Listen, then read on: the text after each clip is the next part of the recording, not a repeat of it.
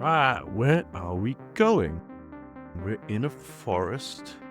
We went a bit off track.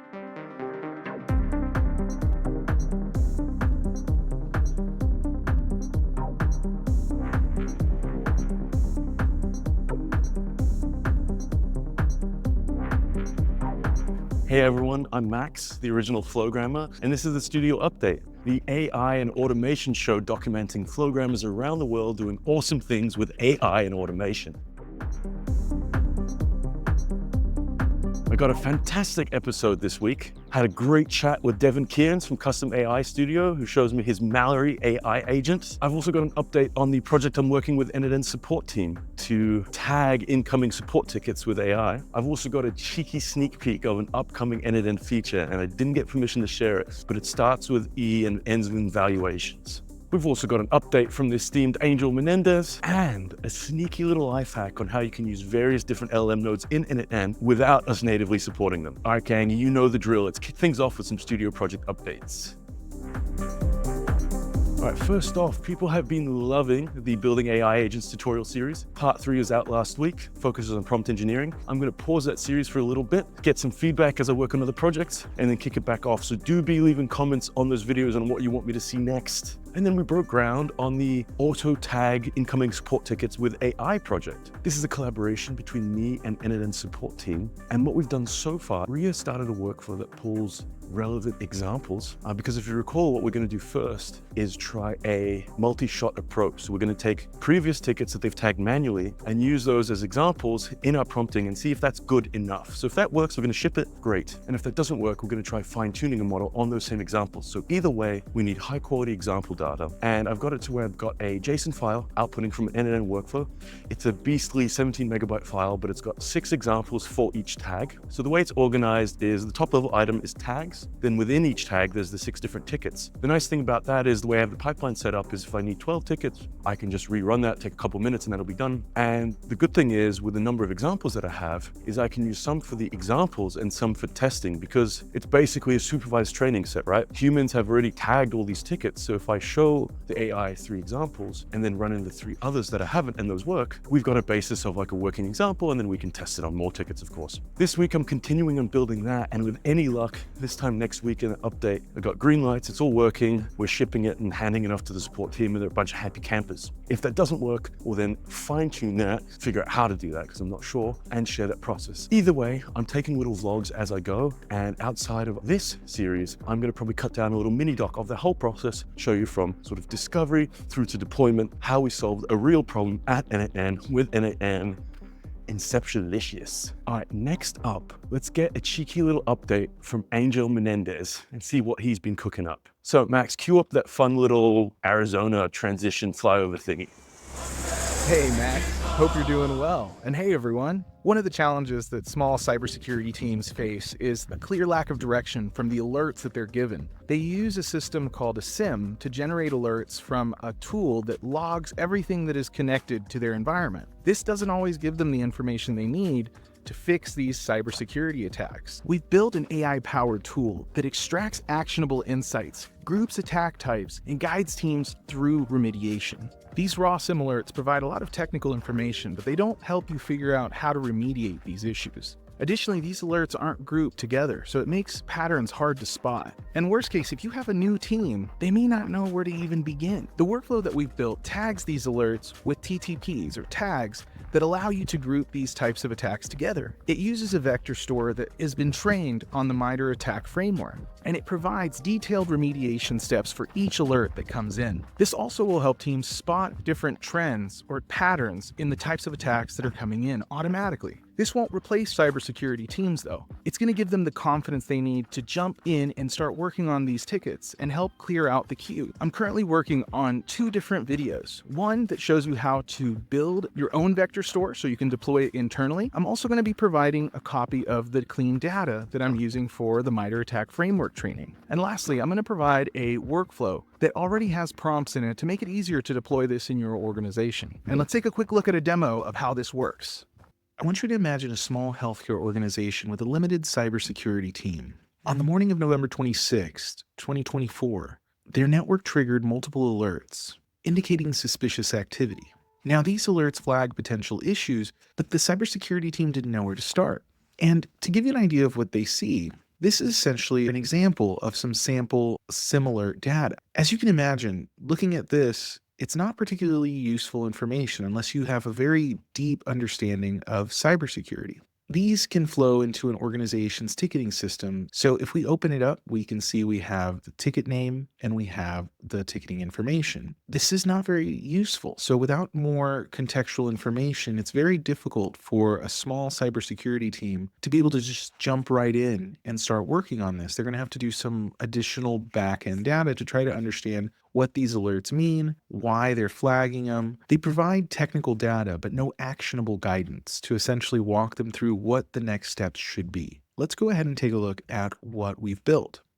This workflow trains your vector store. So here what we have is we have a Google Drive pull, so of a binary file. So this pulls in the JSON file that contains the MITRE ATT&CK data, that catalog of different malicious attacks that a hacker might utilize to try to gain entry into an organization. Once we receive that JSON data, we go ahead and extract it from the file. From there, it becomes JSON, which we then split out into individual JSON objects. And then we use those objects to train our quadrant vector store. This allows us to program a collection within quadrant with the MITRE ATT&CK data. Now, once this is complete, we're able to essentially chat with our vector store. So if we go ahead and pull one of these alerts, we can actually get some useful data here. So I can just pull up the chat and go into the message input, and we can go ahead and submit it. And as you can see, it's going ahead and processing it in the agent. It's querying the vector store, passing that data back to the agent, and essentially processing this multiple times until it gets a final output. So as you can see here, it ran 2 queries within the vector store, and here we go, TTP information extracted. So this looks like it's a command and control tactic using dynamic resolution. And here we even have the MITRE ATT&CK ID. So adversaries may establish connections to command and control infrastructure using dynamic resolution techniques to evade detection. This involves using algorithms to dynamically adjust parameters such as domain names, IP addresses, or port numbers used for command and control. So this is a lot more clear already than the alert that I fed into here. This at least gives a cybersecurity team a starting point to start working on this ticket.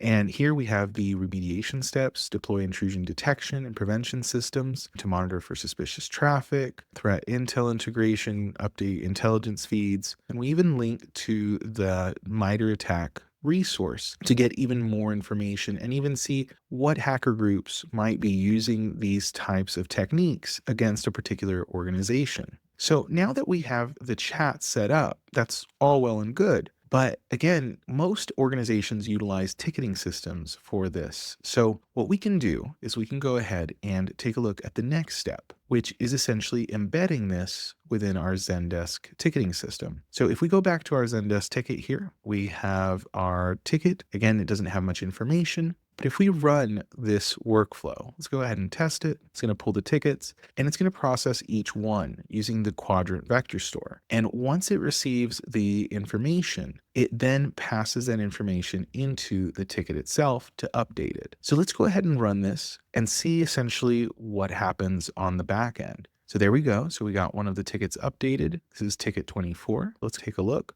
There we go.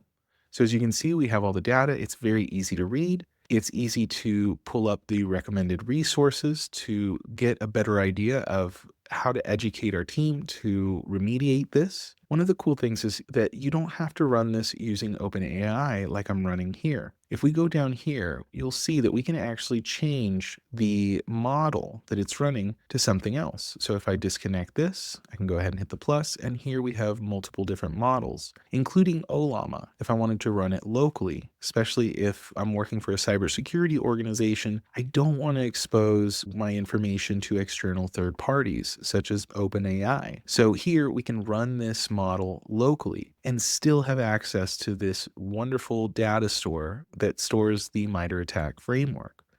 So there we go. All the tickets have now been updated. If we head back to, I think it was ticket 30 that we were looking at, Perfect. Identified techniques. So this is process hollowing and task scheduling. This right now is just updating a note so a cybersecurity analyst can come in here, read it, and process it. However, you can structure the output for the AI chatbot to essentially output in a structured format in JSON so that we can feed these into custom fields in Zendesk, Jira, or in whatever platform you're utilizing and pass this information in a format that allows for things like graphing or creating dashboards. I hope that you can see the benefit of this type of tool. So not only can we train it on cybersecurity information, but we can train it on just about anything that is JSON data. By utilizing the vector store, you're essentially performing an automated search on a backend that only gives you back the objects within that database that are relevant to your query. This not only reduces the cost of running the LLM, but it also increases the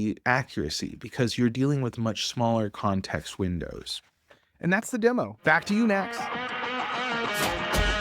Hey, thanks a lot as always, Angel. Appreciate that. Looking forward to your next update. This next one is an absolute life hack for anyone looking to use LLM models that n8n doesn't officially support. TLDR is that most LLMs, especially open source ones, conform to OpenAI's API spec. Basically, you can change a few settings and have n8n node think it's talking to OpenAI when it's talking to some arbitrary service, for example, DeepSeek.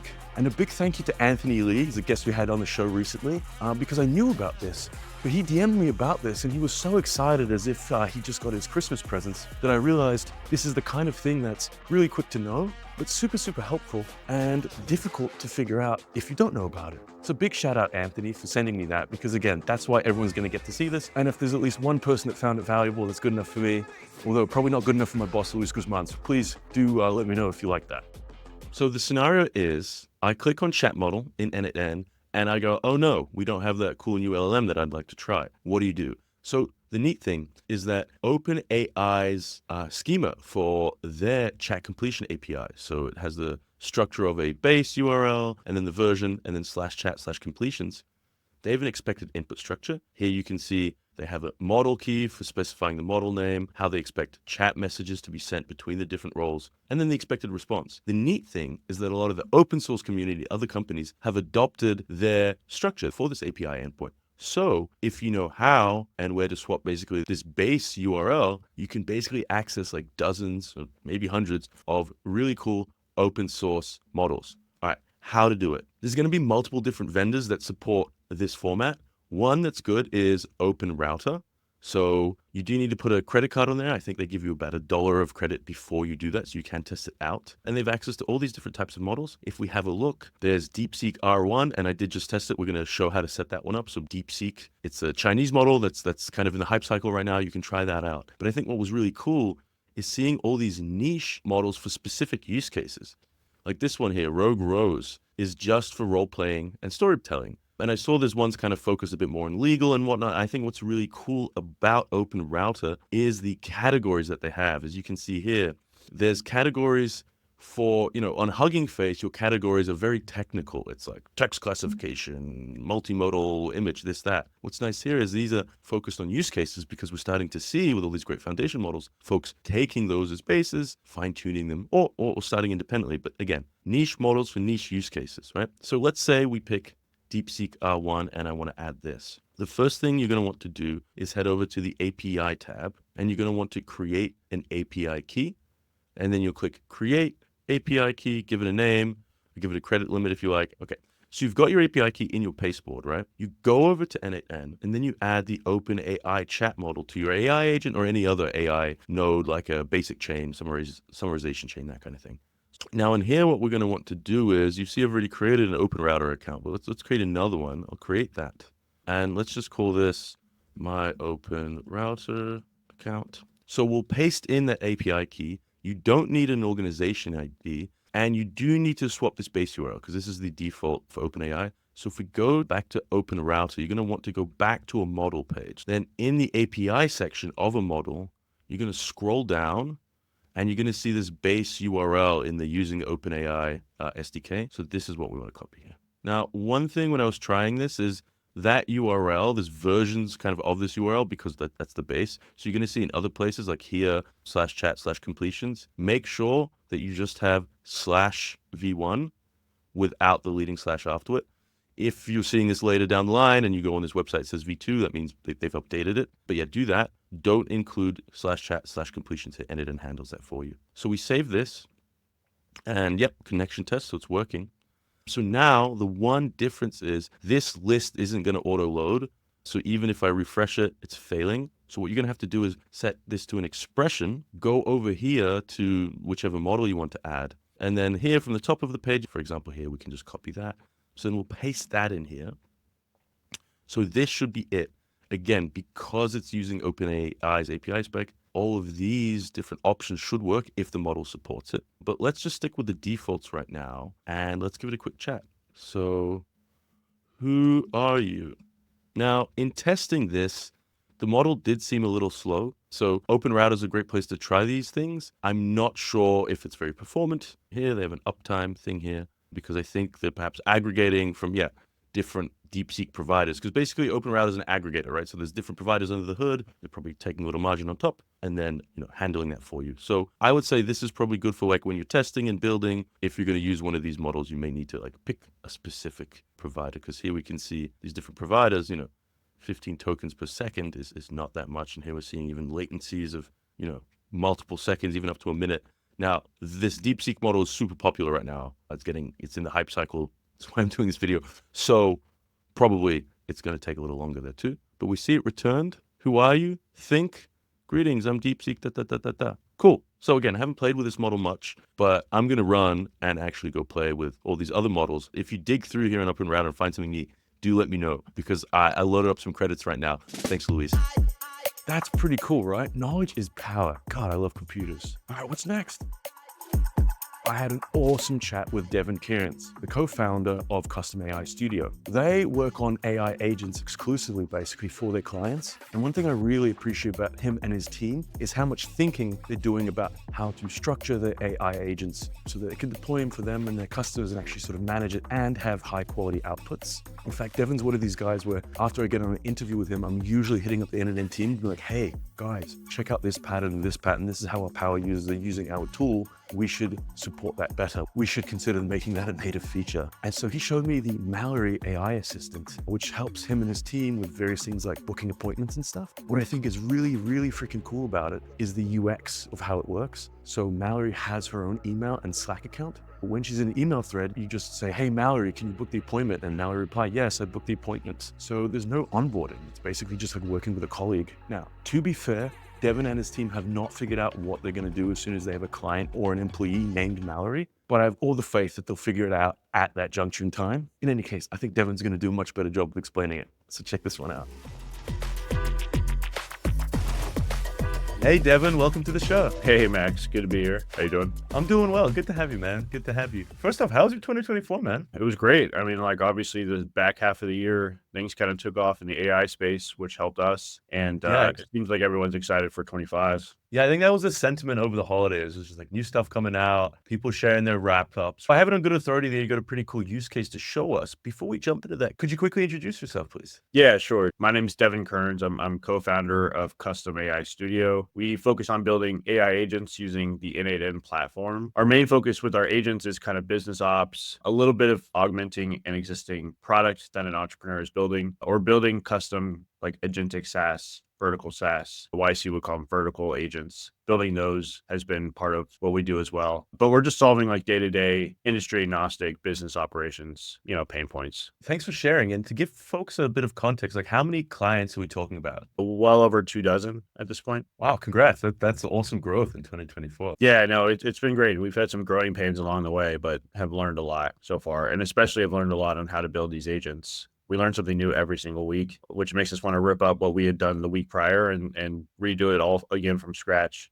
The power of iteration, right? So for everyone's context, Devin, he also runs a YouTube channel where he's like putting out some really cool stuff on AI agents. I started watching it because I think a lot of people out there are building these kind of one-on-one videos because they don't really know, like they're not actually building. I think the nice thing about your agency work is like all of your content, it's so clear how it's inspired by like actually solving some real requirement for a real customer, actually make it succeed to get your invoice paid, right? So that's why I really appreciate your content. But I heard that you've got an AI agent use case to show off for us. Could you give us a little bit of context on it and then why you also built it? Yeah, so we had been dealing with a problem where multiple people would be on an email thread and we'd be trying to coordinate times to get a meeting on the books. And we didn't have any virtual assistants or executive assistants on team or small team. And a lot of those conversations would either go on for days or weeks or would just die in the middle because everyone's busy and trying to get back with your availability and fitting a time slot in between for 5 people is just a challenge. And so we built an agent that was initially designed to be just helping us coordinate meetings, and we continue to add some tools to it and some prompts. And now it kind of acts as, our internal RAG agent, kind of knowledge base agent. We have a bunch of transcripts and emails and Slack messages and portal chats being fed into it. It's in our inboxes, booking meetings, coordinating calendar events, just kind of handling some stuff like as an assistant, pretty much. Gotcha. So it's got like multiple tasks that it can do. What are like maybe 1 or 2 of the most popular, most useful ones you've got it running already? Yeah. So the first is, like I said, coordinating meetings. And the second major one is retrieving knowledge from the knowledge base. And then there are supporting kind of tools and actions that it takes, right? Which is creating, updating, deleting calendar events or labeling emails, categorizing them correctly as they come in, sending emails, replying to emails, etc. Right. Yeah. And then taking actions whenever directed by the user. So we have her in Slack as well. If we just say, hey, email this person and ask them if they're available to meet tomorrow, and then she does it, right? And then go ahead and book the meeting at that time, stuff like that. Okay, very cool. I can imagine like it's a lot of time saved, especially on this kind of ops stuff that doesn't create business value in and of itself. Would you mind sharing your screen and showing us an example of it running? Let's do it. Okay. So I'm going to shoot my colleague Weldon an email here. I'm going to CC Mallory. We'll make this a team meeting. And is Mallory the name of your AI agent? Mallory's the name of the AI agent. Yep. Okay, got you. I'm going to say, hey, Weldon, let's get on a team meet tomorrow afternoon. Mallory, can you check my calendar for a good time to have that meeting? Oh, wow. So you literally chat with the AI agent as if it's your VA. Like there's no like UX or onboarding, or whatever. You just talk with it in line with the conversation with the other parties. Exactly. She's triggered by That's super cool. She's triggered by her name. So if you mention her name, that's how it'll get. We use a filter, which I'll show in a second, that filters out any messages, emails that don't mention her name. So that's how you kind of like call her, essentially. That's super cool. Have you guys discussed what happens when you get your first client named Mallory? We better not. No. Okay. No. Okay. So you've sent off the email. What's happening right now? So let's check executions here. Mallory's running. Very cool. And how many times a day would you say that you use Mallory? How many times a day? I would say right now it's not super high usage. It's ramping up because we've been basically iterating on it and fixing it up day by day, right? Okay, got you. Okay, so she got back to us. She said, hey guys, I checked Devin's calendar for tomorrow afternoon and I found these time slots. Boom. Please let me know which time works best for you. I'll respond to her and say, hey Mallory, 1 p.m. looks good. I talked to Weldon and he said that time works for him as well. Go ahead and schedule it. Okay. So the reason why I said this, I talked to Weldon and he said that time works for him as well, is Mallory would have said, okay, Devin's good at 1 p.m. Now let me reach out to Weldon and ask Weldon if he's going to be available, right? So she would waited until he got back to her with his availability before actually scheduling it. So I'm telling her, just go ahead and schedule it. Don't worry about his availability. Got you. So it's like understanding that there's multiple parties, that they have to sort of accept it. Exactly.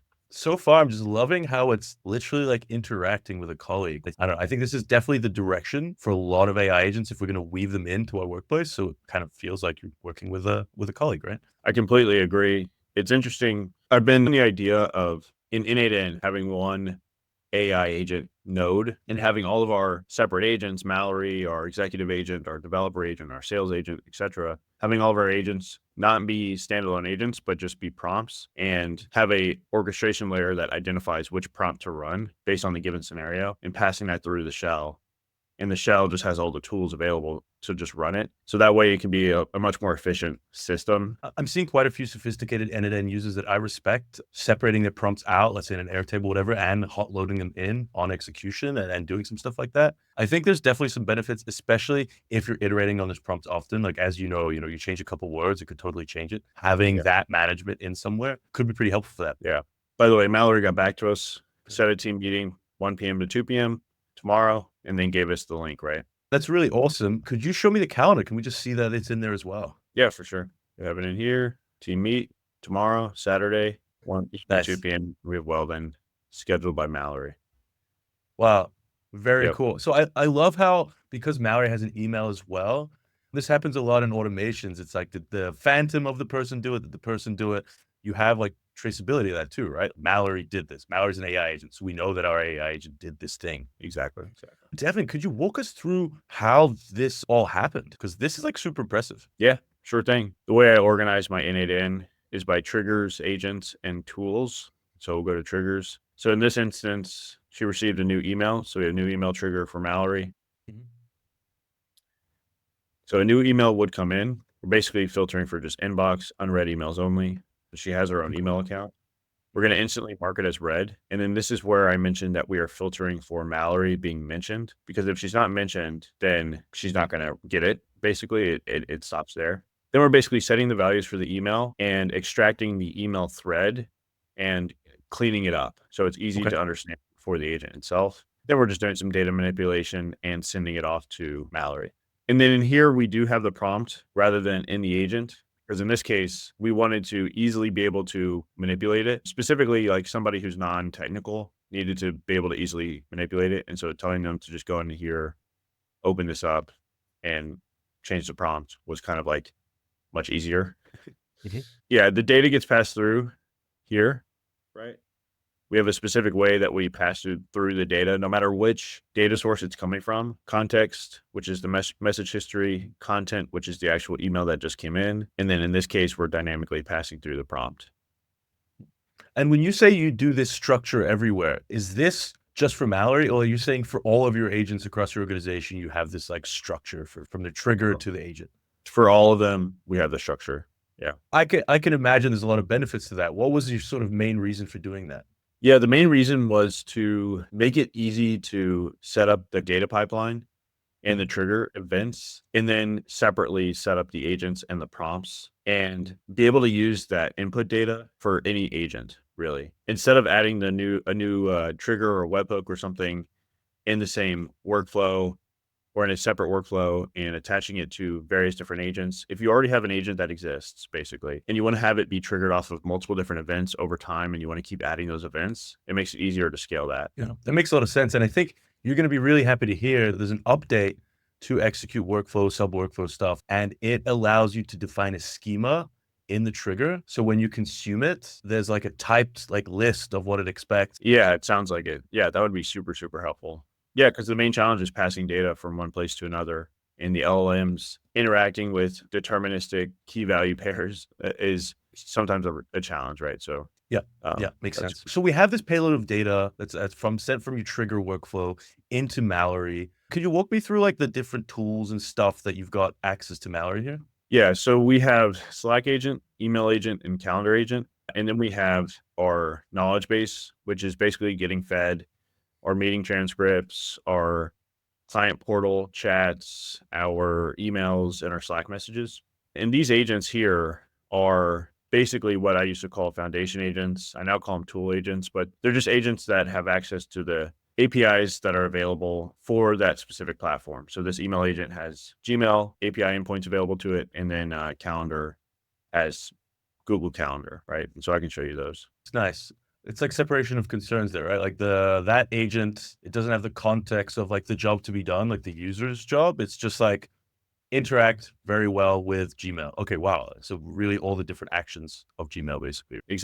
Exactly. And it's not even supposed to generate any data to be filled in the APIs. Its job is to call the APIs sequentially if it's supposed to be in some kind of order, right? Like mark this email as read and then reply to it, or label this email as a client email and then notify the owner of this contact. So multiple different steps can be taken inside the inbox. And so that's what this one will do, but it's not generating any data. Okay, got you. And I guess the nice thing is if you port this over to a client, if you guys change your email or whatever, you got one place where you're updating. Obviously, this isn't going to be a 5-minute job to swap that out, but it's in one place because you kind of decouple that, right? Like Mallory's interacting with the email agent. It doesn't know what service you use, or it's not relevant to it requesting that task to be done in that service, right? Very cool. Exactly. We've been thinking about using HTTP nodes instead of the built-in nodes because we can dynamically pass through the credentials, which would make it easier to swap out. That might be something we do instead later. Okay, makes sense. So this is, and I'm guessing the other tool agents, as you're calling them, the email agent, the other ones kind of look basically like this. It's like they got a bunch of tools, all the different actions for that service. They don't create data. They just go perform that action, or a series of actions. Exactly. Yeah. Sometimes you got to build your own custom tools, right, to get exactly what you need from common scenarios, like getting open meeting slots. This one was used recently by Mallory. Oh, okay, because the Google Calendar, it returns like booked slots.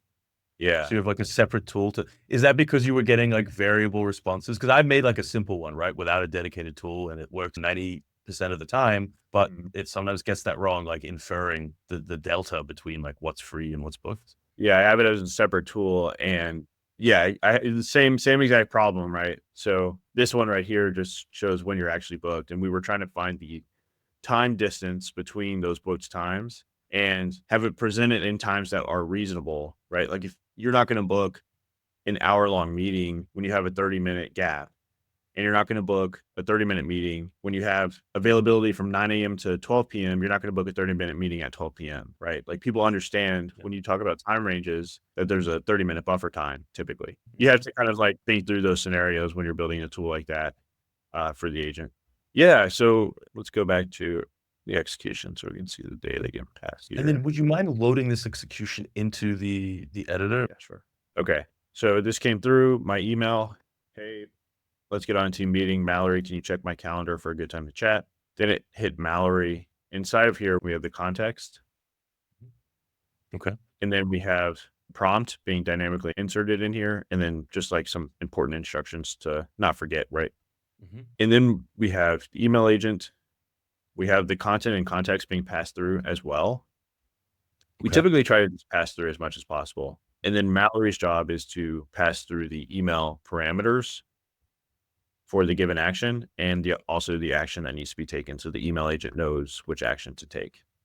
This is the email agent. It's got the calendar agent, so it can book the actual appointment. It can communicate what it's done, be it through Slack, be it through email. I'm guessing the context from the workflow trigger that you sent in, that's how it knows whether it needs to be replying in Slack or an email, right? Yeah, exactly.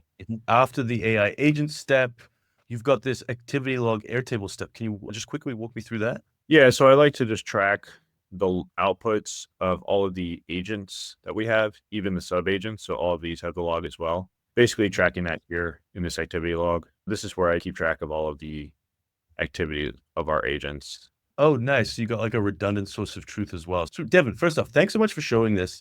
Obviously, this is not the V1 of Mallory, right? You've a couple versions in, you're also like with your agency, like thinking about this daily. But if someone's getting started out and this is maybe a few versions away, what would your advice be for when they're starting out, when they're thinking about scoping their own agents? It's a good question. I would say that where I started was trying to just build a personal agent. So I set up a Telegram bot, and then I grabbed a tools agent and hooked up the LLM. And then the first tool that I added was Wikipedia. And I went into the prompt and just said, hey, you're my knowledge agent. You have access to Wikipedia. Answer all of my questions. And then the output was Telegram.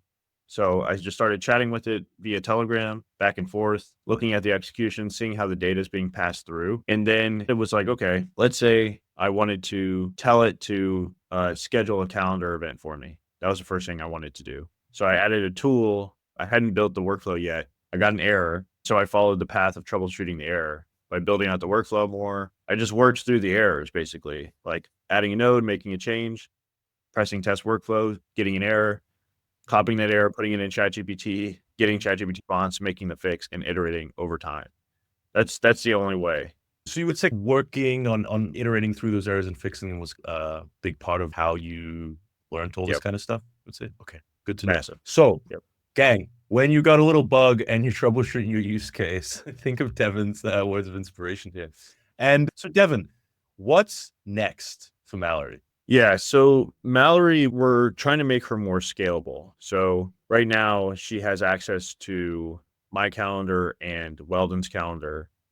and a couple other people on the sales team, but we need our whole team to share their calendar with Mallory. And we also want to add some personalization. So one is to make it scalable so everyone on the team can reach out to her directly, because not everybody's in our Mallory channel in Slack, but can reach out to her directly.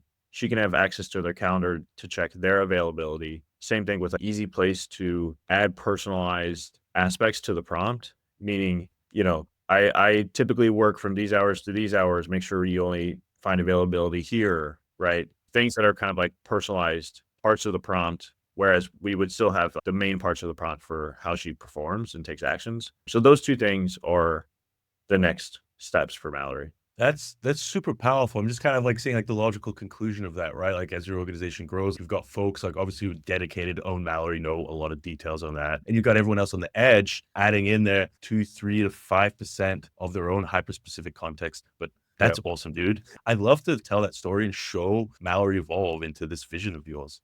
Yeah. Let's stay along for the journey. Let's keep doing this. Fantastic. Awesome. Well, Devin, I want to say thanks so much, man, for coming on the show. I know it's beginning of the year, and for agencies, usually it's super busy time. If folks like what they see, where can they follow along your builds, your content, and what you're working on? Yeah, you can go to YouTube. It's Devin Kearns Custom AI Studio. You can go to our website, book a call with us. You can hit me up on LinkedIn. We're pretty active online. You can shoot us an email, shoot Mallory an email, mallory@customaistudio.io. You have to say, hey, Mallory, but that's pretty much it. That's really cool. I didn't realize that I could email Mallory as well, but yeah, makes sense. So everyone, go check out Devin and the awesome stuff him and his team are working on. Again, every time he puts a video out or posts something, I'm immediately like saving it or watching it right there. So I highly recommend you do the same. Devin, awesome. Keep crushing it in 2025. Really excited to see where Mallory and all your other awesome work goes. And again, thanks so much for finding some time to come on the show. Thanks, man. Have a good one. Appreciate it. You too. How cool is that pattern? I told you guys, right? Devin is serious business. I'm very excited to check in with him over the next months and see how Mallory is developing. And before we wrap up, I want to give a quick sneak peek on an upcoming n8n feature because I'm super excited about this one. And to be honest, any company that says they have an AI agent builder needs to have this to be taken seriously. Now, the thing is, I did not get approval to show you this. So Martin, that's the AI squad PM. Sorry about this one, mate, but it's so awesome and I can't wait. So yeah, here it is. This is a pretty cool view, by the way. So the feature is designed with LLM evaluations in mind, but it's being made to where you can basically set up arbitrary workflow tests for any workflow. So you can set up one-to-many tests, and you can even set up evaluation workflows that take the outputs from your workflows and run them through evals. So again, that could be some basic logic, like checking if something was true or false, or it could be LLM as judge, right? You can have an AI agent itself analyzing the outputs and scoring that and whatnot, and then having it all in a nice little view. So super exciting stuff. And I think it's going to be a real game changer. God, did I just say game changer? Jeez. And I'll definitely be giving a walkthrough of that one as soon as it's actually ready. All right, gang, well, that is a wrap for this week. If you've got an awesome flowgramming use case you'd like to show me, make sure to send me a DM on LinkedIn. I'm always looking to showcase hot stuff from flowgrammers around the world. It's time for me to get back to this support ticket use case. But before that, I'm going to catch some views up here in Teufelsberg. If you're a Berliner and didn't guess where I am by now, you need to get out more. But yeah, if you're ever in Berlin, check this spot out. The really cool thing about Teufelsberg is it's a relic of the Cold War. This is where the CIA monitored East Germany. So, not the proudest moment in human history. But as you can see, graffiti artists have reclaimed it and turned it into what I think a really beautiful example of human expression. Unfortunately, it's not after hours. Otherwise, this is a perfect spot for it. So until next week, and as always, happy flowgramming.